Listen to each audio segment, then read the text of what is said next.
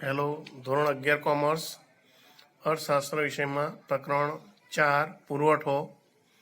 હવે આજે આપણે નવા પ્રશ્નની ચર્ચા કરીશું કે પુરવઠો એટલે શું, પુરવઠાને અસર કરતા પરિબળો સમજાવો. આવો પ્રશ્ન 5 ગુણમાં પૂછાતો હોય છે. તો પુરવઠો એટલે શું, તો પુરવઠાની વ્યાખ્યા આપવાની કે પુરવઠાનો અર્થ આપણે સમજાવી ગયા છે આગળના લેક્ચરમાં પણ. તો પુરવઠો એટલે એની વ્યાખ્યા અપાય ચોક્કસ સમય અને ચોક્કસ કિંમતે ઉત્પાદકો કે વેપારીઓ ઉત્પાદનનો જેટલો ભાગ બજારમાં વેચવા તૈયાર હોય તેને પુરવઠા તરીકે ઓળખવામાં આવે છે. તો સૌથી પહેલાં પુરવઠાની એક વ્યાખ્યા લખવાની.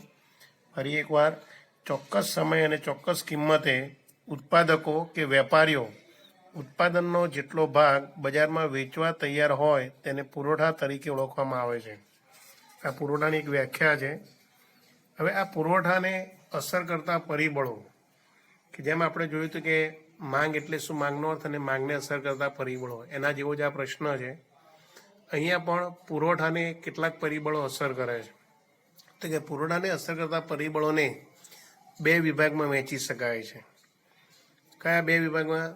તો કે વસ્તુની કિંમત અને વસ્તુની કિંમત સિવાયના અન્ય પરિબળો. બરાબર.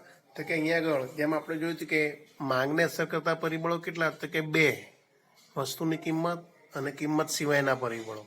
એ જ રીતે અહીંયા આગળ પણ પુરવઠાને આ બે પરિબળો અસર કરે છે કે ભાઈ એક વસ્તુની કિંમત અને બીજું કે વસ્તુની કિંમત સિવાયના એટલે કે અન્ય પરિબળો. તો અહીંયા આગળ વસ્તુની કિંમત પુરવઠાને કેવી રીતે અસર કરે છે એની આપણે સૌથી પહેલાં ચર્ચા કરીશું. તો કે વસ્તુની કિંમત એ પુરવઠાને અસર કરતું મહત્વનું નિર્ણાયક પરિબળ છે. આપણે બજારમાં જઈએ છીએ તો સૌથી પહેલાં વસ્તુની મહત્વની બાબત કહીએ તો કે કિંમતને આપણે પૂછતા હોઈએ છીએ. તો અહીંયા આગળ વસ્તુની કિંમત પુરવઠાને અસર કરે છે કેવી રીતે? તો કે અહીંયા આગળ ઉત્પાદકો બરાબર પોતાના મહત્તમ નફા માટે કામ કરતા હોય છે. તો કે મહત્તમ નફા માટે કામ કરતા જે ઉત્પાદકો વસ્તુની કિંમત વધે તો વસ્તુનો વધુ પુરવઠો વેચવા તૈયાર થાય છે.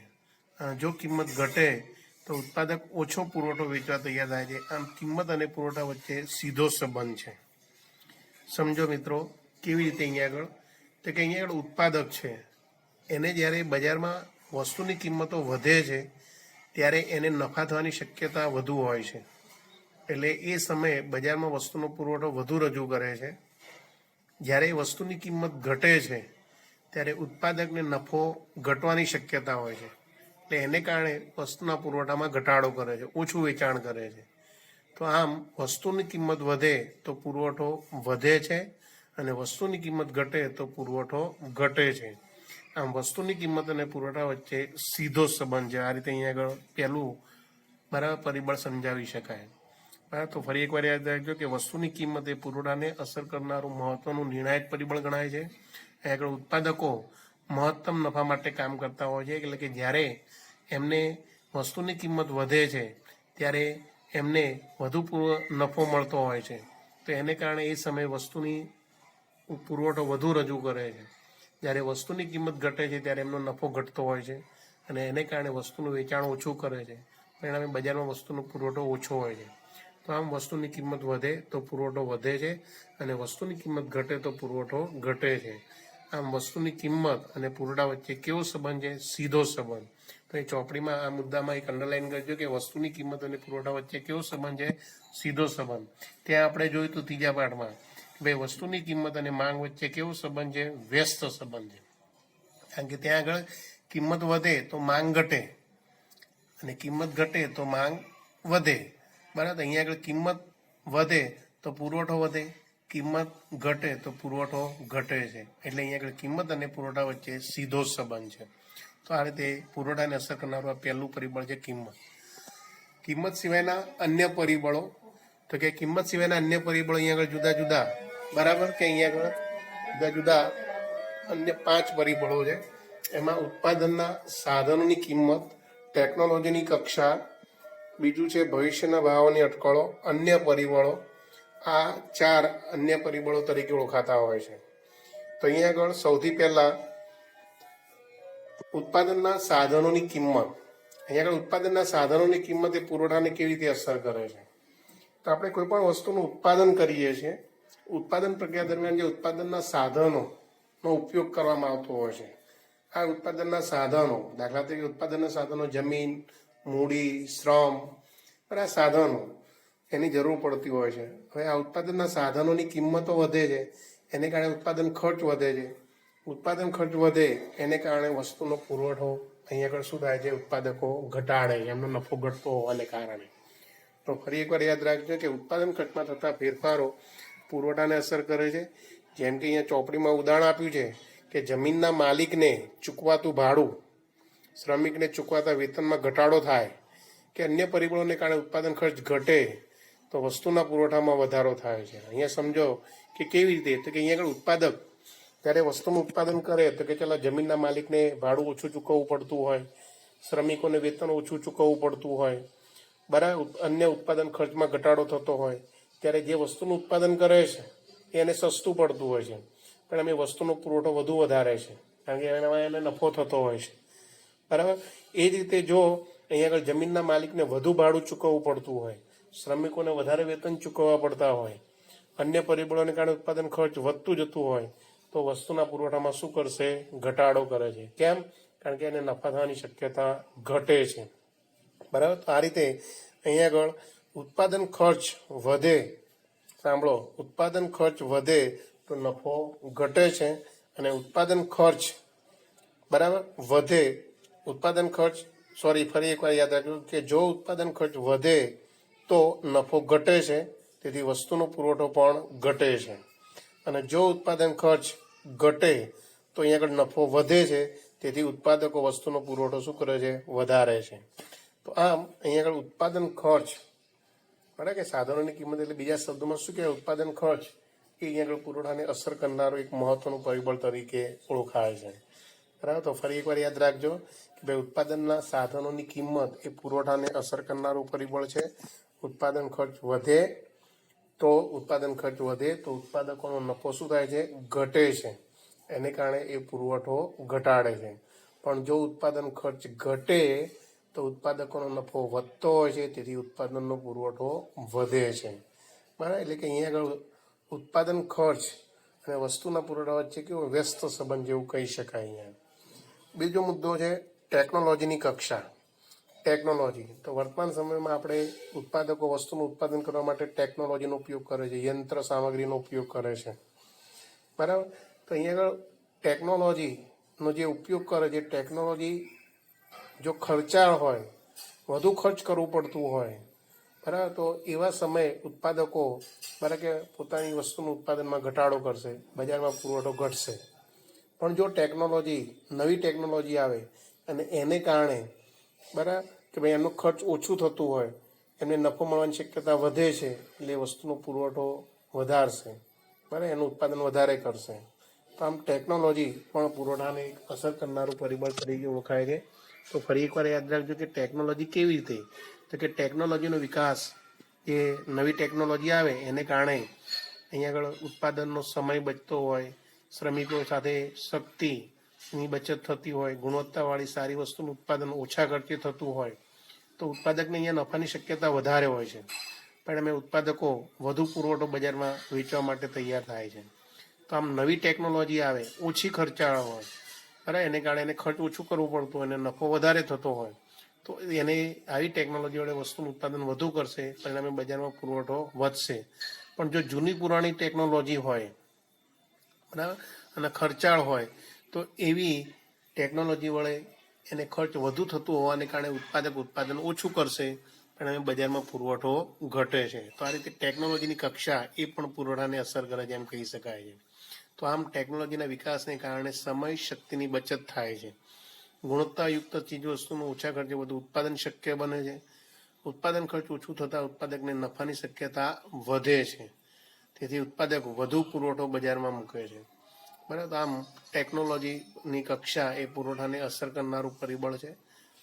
ત્યાર પછીનું પરિબળ છે અવેજી વસ્તુની કિંમત. અવેજી વસ્તુઓ, તો કે અવેજી વસ્તુની કિંમતો પણ અહીંયા આગળ પુરવઠાને અસર કરે છે. કેવી રીતે?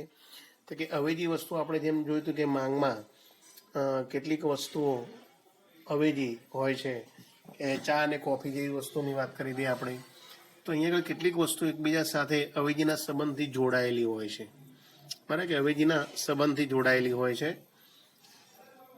તો આવી વસ્તુનો ભાવ સ્થિર હોય પણ અવેજી વસ્તુનો ભાવ બદલાય તો એનો કારણે પણ પુરવઠો બદલાય છે. દાખલા તરીકે ચશ્મા અને લેન્સ એકબીજાની અવેજી વસ્તુઓ છે. જો ચશ્માની કિંમત વધે તો ચશ્માનું ઉત્પાદન વધે અને લેન્સનું ઉત્પાદન ઘટે છે, બરાબર. તો આ રીતે ચશ્માની કિંમત વધતા લેન્સના પુરવઠામાં પણ ઘટાડો થાય છે. આ રીતે અવેજી વસ્તુઓ અથવા પૂરક વસ્તુઓ હોય એ પણ પુરવઠાને અસર કરે છે, કે જે આપણે અન્ય પરિબળોમાં આ મુદ્દો સમજાવી શકાય. અહીંયા આગળ ત્રીજો મુદ્દો છે એના પછી ભવિષ્યના ભાવોની અટકળો, કે ભાઈ ભવિષ્યના ભાવની અટકળો એ પુરવઠાને કેવી રીતે અસર કરે છે. તો હવે એ મુદ્દો જોઈએ આપણે, કે ભાઈ ભવિષ્યમાં વસ્તુના ભાવ વધવાની શક્યતા હોય તો ઉત્પાદકો કે વેપારીઓ વસ્તુ વેચવાને બદલે તેનો સંગ્રહ કરશે, પરિણામે વર્તમાનમાં તે વસ્તુનો પુરવઠો બજારમાં ઓછો આવે છે. આપણે જોઈએ છીએ કે ભાઈ વર્તમાન સમયમાં, એટલે દાખલા તરીકે એક ઉદાહરણ આપું તમને, કે ભાઈ જો આવતીકાલે છાપામાં એવું નક્કી કરવામાં આવે કે સરકારે એવું નક્કી કરે કે ભાઈ ચોમાસું અહીંયા આગળ વધુ વરસાદને કારણે મગફળીનો પાક નિષ્ફળ ગયો છે, એને કારણે સિંગતેલના ડબ્બામાં ભાવમાં વધારો થશે. અત્યારે સિંગતેલના ભાવ 2200 રૂપિયા છે, પણ હવે વધીને 2500 રૂપિયાની આસપાસ ડબ્બો થશે. તો અહીંયા આગળ સિંગતેલના ભાવની વધવાની શક્યતા છે. તેથી ઉત્પાદકો શું કરશે તો કે અહીંયા સિંગતેલના જે વર્તમાન સમયમાં જે 2200 રૂપિયાની કિંમતના ડબ્બા છે એનો સંગ્રહ કરશે.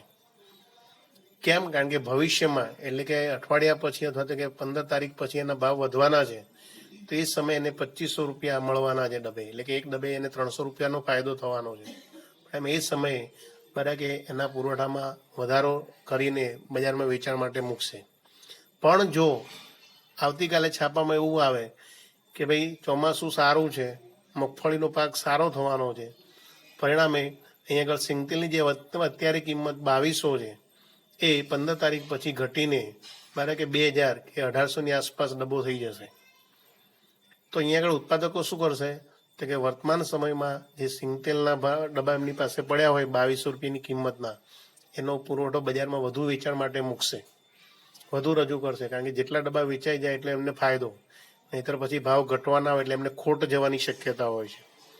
એટલે અહીંયા આગળ વર્તમાન સમયમાં એનું વેચાણ વધુ કરશે. તો આમ યાદ રાખજો કે ભાઈ જો ભવિષ્યમાં ભાવ બરાબર કે વધશે એવી અટકળ થાય તો વર્તમાનમાં ઉત્પાદકો વસ્તુનો પુરવઠો બજારમાં ઓછો મૂકશે, બરાબર. અને જો ભવિષ્યમાં બરાબર કે ભાવ ઘટશે એવી અટકળ થાય તો વર્તમાનમાં ઉત્પાદકો વસ્તુનો પુરવઠો વધુ મૂકશે. તો આ રીતે ઉત્પાદકો પોતાનો નફો અને ખોટ આ બંને બાબતોને ધ્યાનમાં રાખીને આ ભવિષ્યના જે ભાવની અટકળો છે એ પણ પુરવઠાને અસર કરતી હોય છે. આ રીતે વસ્તુનો જે પુરવઠો છે એને આ ભવિષ્યના ભાવની અટકળો અસર કરતી હોય છે. ચલો, ત્યાર પછીનું આગળનું છેલ્લું પરિબળ છે અન્ય પરિબળો. વસ્તુના ઉત્પાદન કરતી પેઢીઓને સંખ્યામાં વધારો થતા. હવે જો અન્ય પરિબળો કયા કયા, તો કે અન્ય પરિબળો અહીંયા આગળ દાખલા તરીકે પેઢીઓની સંખ્યા, વાહન વ્યવહારની સગવડોમાં વધારો ઘટાડો થાય એને કારણે, બેન્કિંગ સેવાઓ, બરાબર. આ ઉપરાંત રાજકીય સ્થિરતા, ઔદ્યોગિક શાંતિ વગેરે જેવા પરિબળોને કારણે પણ પુરવઠામાં અસર થતી હોય છે. કેવી રીતે આપણે જોઈએ કે દાખલા તરીકે સરકારની નીતિ, ઘણી વખત શું છે કે સરકારની નીતિ પણ પુરવઠાને અસર કરતી હોય છે. જો સરકારની નીતિ ઉત્પાદન કાર્ય વેગેલું બનાવવાની હોય, એટલે કે સરકાર અહીં આગળ ઉદ્યોગપતિઓના તરફી હોય, કે જે ઉત્પાદકો ઉત્પાદન કરતા હોય એમના તરફી નિર્ણયો આપતી હોય, તો ઉત્પાદકોને સરળતા રહેતી હોય છે. એટલે ઉત્પાદકો વધુ બજારમાં વસ્તુનો પુરવઠો મૂકે છે કે ભાઈ સરકાર તરફથી કે ચલો કરવેરામાં રાહત આપવામાં આવતી હોય, ઓછા દરે ધિરાણ આપવામાં આવતું હોય, કાચો માલમાં સસ્તો મળતો હોય, પાણી વીજળી વેરા ઓછા નાખવામાં આવતા હોય, તો સરકાર આવી સવલતો આપે તો અહીંયા આગળ ઉદ્યોગપતિઓ છે, ઉત્પાદકો છે, વધુ ઉત્પાદન કરશે, પરિણામે બજારમાં વસ્તુનો પુરવઠો વધશે. પણ જો સરકારની નીતિ કડક હોય, અહીંયા કરવેરા વધુ ઉઘરાવે, કાચો માલ મોંઘો મળતો હોય, તો અહીંયા આગળ ઉત્પાદકો વસ્તુનું ઉત્પાદન કેવું ઓછું કરશે, પુરવઠો ઘટશે. એ જ રીતે બીજો મુદ્દો છે કે વાહન વ્યવહાર. હવે વાહન વ્યવહાર કેવી રીતે, તો કે વાહન વ્યવહારની સગવડો જો વધારવામાં આવે તો ઉત્પાદિત માલની હેરફેર ઝડપી બને, સરળ બને, ઓછી ખર્ચાળ બને, પણ અમે ઉત્પાદન ખર્ચ ઘટતા વસ્તુના પુરવઠામાં શું થતો હોય છે? વધારો થતો હોય છે. પરંતુ જો વાહન વ્યવહારની સગવડો જ ન હોય તો અહીં આગળ પુરવઠામાં ઘટાડો થતો હોય છે. તો આ રીતે વાહન વ્યવહાર પણ વસ્તુના પુરવઠાને અસર કરનારું પરિબળ છે. એ જ રીતે બીજો મુદ્દો અહીંયા આગળ બેન્કિંગ સેવાઓ. બેન્કિંગ સેવાઓ કેવી રીતે? તો કે અહીંયા આગળ બેન્કિંગ સેવાઓ વધુ ને વધુ વિકસાવવામાં આવે તો એને કારણે ઉત્પાદકોને જરૂરી મૂડી સહેલાઈથી મળી શકે. એમને લોન જોઈતું હોય, ધિરાણ જોઈતું હોય, સરળતાથી મળી રહેતું હોય. બરાબર. બીજું કે બેન્કિંગ વ્યવહારો સરળથી થતા હોય તો એને કારણે પણ એવો વસ્તુનું ઉત્પાદન વધુ કરી અને બજારમાં વધુ પુરવઠો રજૂ કરી શકે છે. પણ જો બેન્કિંગ સેવાઓ ઓછી હોય તો એમને મુશ્કેલી પડતી હોય, એને કારણે પણ વસ્તુના પુરવઠા પર એની અસર થતી હોય છે. બીજો મુદ્દો એથી આગળ કે ભાઈ વસ્તુ બજારમાં પેઢીઓની સંખ્યા, તો કે વસ્તુનું ઉત્પાદન કરતી પેઢીની સંખ્યામાં વધારો થતાં વસ્તુનો પુરવઠો વધે છે. આ મુદ્દો સમજવા જેવો છે. તમને ખ્યાલ આવે એવો છે કે ભાઈ બજારમાં ચાલે કે ભાઈ કરિયાણાની એક દુકાન હોય તો એક દુકાનમાં વસ્તુનો જેટલો પુરવઠો હોય એ એક દુકાન પૂરતો સીમિત હોય. પછી એકને બદલે 2, 3, 4, 5 આ રીતે એક કરતાં વધુ કરિયાણાની દુકાનો અસ્તિત્વમાં આવે છે. તો એને કારણે બજારમાં વસ્તુનો પુરવઠો શું થાય છે? વધે છે. તો આમ પેઢીઓની સંખ્યામાં વધારો થતાં વસ્તુનો પુરવઠો વધે છે અને જો પેઢીઓની સંખ્યામાં ઘટાડો થતો હોય ત્યારે વસ્તુનો પુરવઠો ઘટે છે. તો આ રીતે પેઢીઓની સંખ્યા એ પણ પુરવઠાને અસર કરતું પરિબળ કહેવાય છે. આ ઉપરાંત દેશમાં રાજકીય સ્થિરતા. રાજકીય સ્થિરતા એટલે શું છે? રાજકીય શાંતિ હોવી જોઈએ. આગળ સ્થિર સરકારો હોવી જોઈએ. વારંવાર જો સરકારો બદલાતી હોય તો એની અસર ઉત્પાદન અને પુરવઠા પર થતી હોય છે. બીજું ઔદ્યોગિક શાંતિ પ્રવર્તતી હોય એટલે કે ઉદ્યોગોમાં ઝઘડા થતા ના હોય, મજૂર અને માલિક વચ્ચે સંઘર્ષ થતો ના હોય. તો ઔદ્યોગિક શાંતિ પ્રવર્તી હોય, માલિકો અને કામદારો વચ્ચે સુમેળભર્યા સંબંધો હોય, વસ્તુનો પુરવઠો વધતો હોય છે. પણ જો આનાથી વિરુદ્ધ પરિસ્થિતિ હોય તો બજારમાં વસ્તુનો પુરવઠો ઘટતો હોય છે. તો આ બધા અન્ય પરિબળો કહેવાય છે. આ બધા પરિબળોને કારણે પણ પુરવઠા પર અસર થતી હોય છે. તો વિદ્યાર્થી મિત્રો, આપણે અહીં આગળ પુરવઠો એટલે શું એનો અર્થ અને પુરવઠાને અસર કરતા પરિબળો, એટલે કે પુરવઠાને અસર કરતા 2 પરિબળો છે મુખ્ય, વસ્તુની કિંમત અને વસ્તુની કિંમત સિવાયના એટલે કે અન્ય પરિબળો. આપણે પહેલાં જ કીધું કે વસ્તુની કિંમત અને પુરવઠા વચ્ચે કેવો સંબંધ છે? સીધો સંબંધ. એટલે કે વસ્તુની કિંમત વધે તો પુરવઠો વધે, વસ્તુની કિંમત ઘટે તો પુરવઠો ઘટે છે. એ જ રીતે અન્ય પરિબળો કે જેમાં આપણે ઉત્પાદનના સાધનોની કિંમત એટલે કે ઉત્પાદન ખર્ચ, જો ઉત્પાદન ખર્ચ વધે તો ઉત્પાદકો વસ્તુનો પુરવઠો ઘટાડે છે અને જો ઉત્પાદન ખર્ચ ઘટે તો ઉત્પાદનનો પુરવઠો વસ્તુનો પુરવઠો વધારે છે.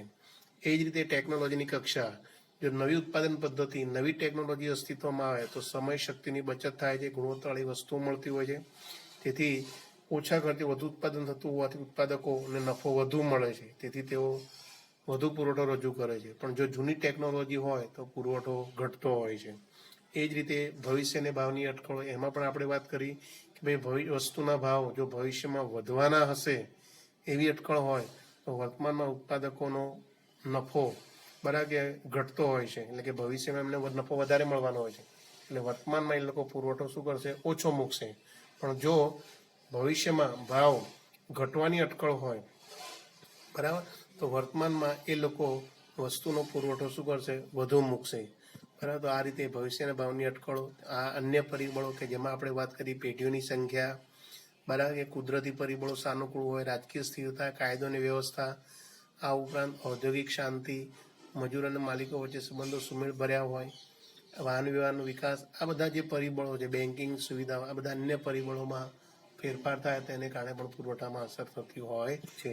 તો આ પ્રશ્નની ચર્ચા આપણે અહીં આગળ પૂર્ણ કરીએ છીએ.